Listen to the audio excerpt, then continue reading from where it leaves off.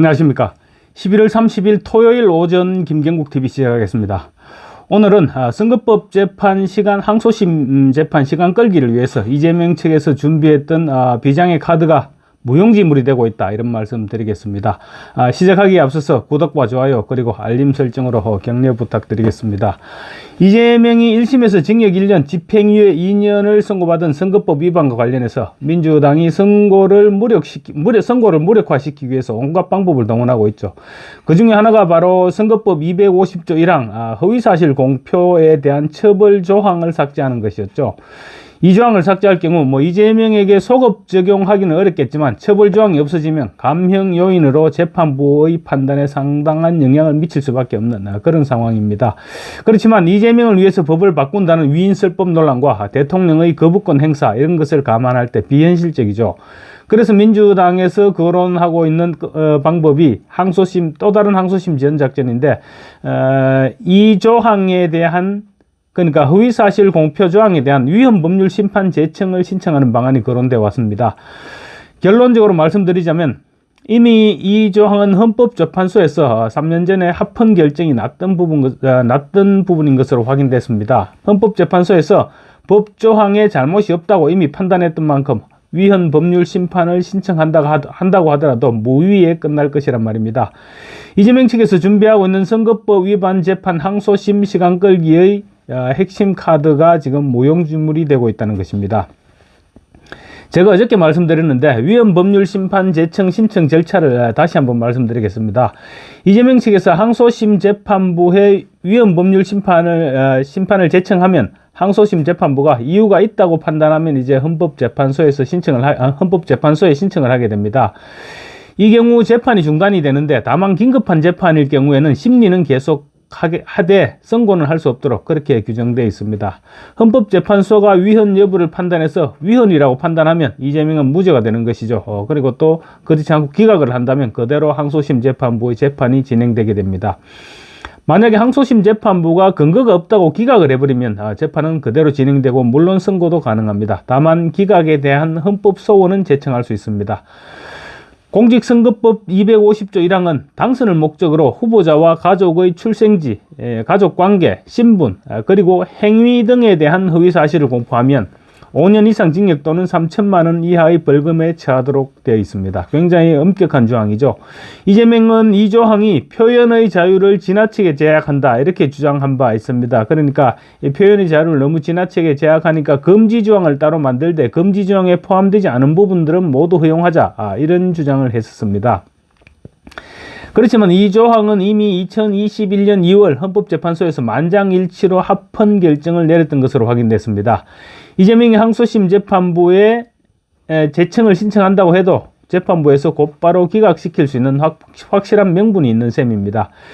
물론 과거 간통죄 폐지 같은 경우는 세월이 변하면서 몇 차례 기각을 당했다가 계속 위헌 법률 신청을 신청했고, 그래서 결국은 폐지되기는 했죠, 간통죄가. 그렇지만 선거법의 경우는 간통죄와는 완전히 경우가 다르다고 할 수 있습니다. 세월이 지난다고 잘못에 대한 개념이 바뀔 수는 없기 때문입니다. 2021년 당시 1심에서 허위사실 공표로 당선 무효형을 선고받았던 나용찬 전 괴상군수가 아까 말씀드렸던 선거법 250조 조항 가운데 행위 부분이 불명확하고 처벌이 지나치다면서 법원에 위헌 법률 심판 제청을 신청했다가 기각되니까 바로 또 헌법 소원을 냈습니다. 당시 헌법재판소는 행위는 후보자의 자질 능력 등과 관련된 것으로 선거인의 후보자에 대한 공정한 판단에 영향을 줄 만한 사항으로 한정된다며 문제가 없다고 했습니다. 또 유권자의 판단에 영향을 줄 만한 내용을 제재 대상으로 하기 때문에 지나친 처벌이 아니다고도 밝혔습니다. 이재명이 이번에 유죄를 선고받은 부분 역시 행위 부분입니다.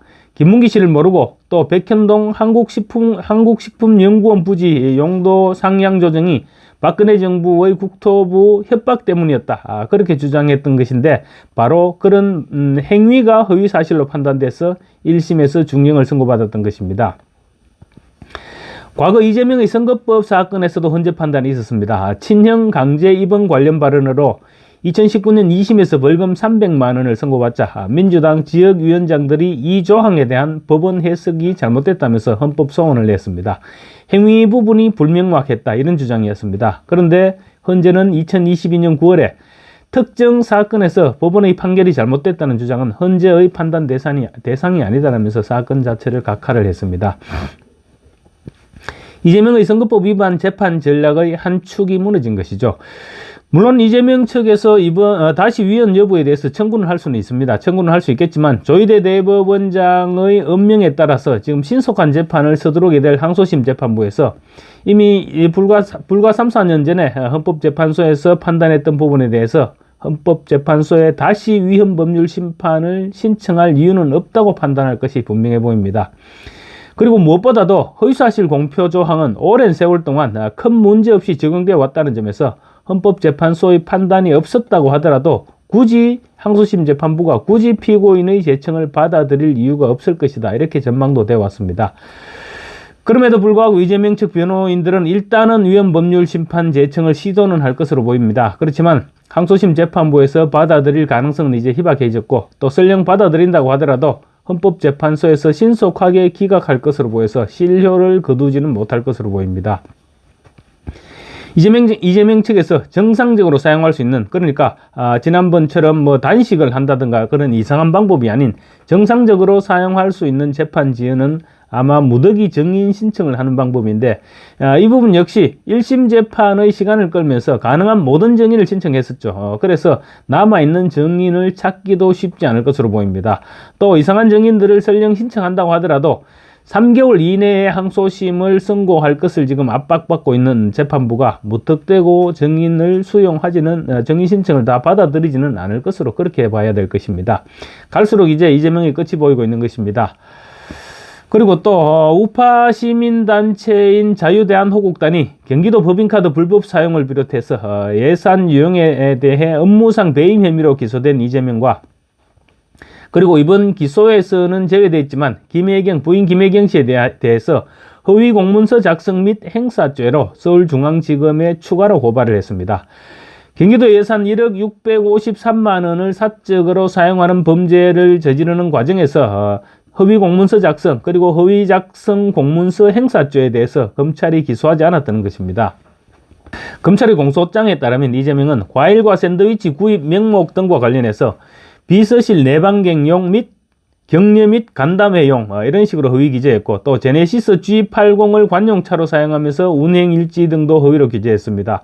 그리고 2년간 월 평균 11만 2천 원 정도씩 매월 결제했던 세탁비 역시 비서실의 현장 근무복 및 테이블보, 방석 등의 세탁비로 처리됐습니다. 이처럼 허위 공문서를 작성했는데도 이런 부분에 대해서 검찰이 기소하지 않았기 때문에 다시 고발을 한다는 것이었습니다. 자유대한호국단은 또 위정교사 혐의 재판이 진행 중이던 지난 1월에 이재명의 측근인 민주당 전략기획위원회 부위원장인 배모 씨가 이른바 검사 사칭 사건과 관련해서 2002년 당시 KBS의 책임 프로듀서였던 김모 씨를 만나서 회유 압박한 정황이 있다는 검찰의 의견서를 바탕으로 이재명을 면담 강요죄로 추가 고발했습니다. 특정 범죄 가중처벌 등에 관한 법률에 따르면 자기 또는 타인의 형사사건의 수사 또는 재판과 관련하여 필요한 사실을 알고 있는 사람 또는 그 친족에게 정당한 사유 없이 면담을 강요하거나 위력을 행사한 사람은 3년 이하의 징역 또는 3천만 원 이하의 벌금에 처하도록 되어 있습니다. 자유대한호국단은 김 씨는 배 씨와의 첫 만남 이후 배 씨의 반복적인 연락을 거부했다. 배 씨가 김 씨를 사전 약속 없이 불쑥 찾아가고 이후 수차례 연락을 시도한 행위만으로도 김 씨가 심리적 압박을 상당히 받았을 것이기에 면담 강요죄의 성립 여지가 크다고 고발 이유를 밝혔습니다.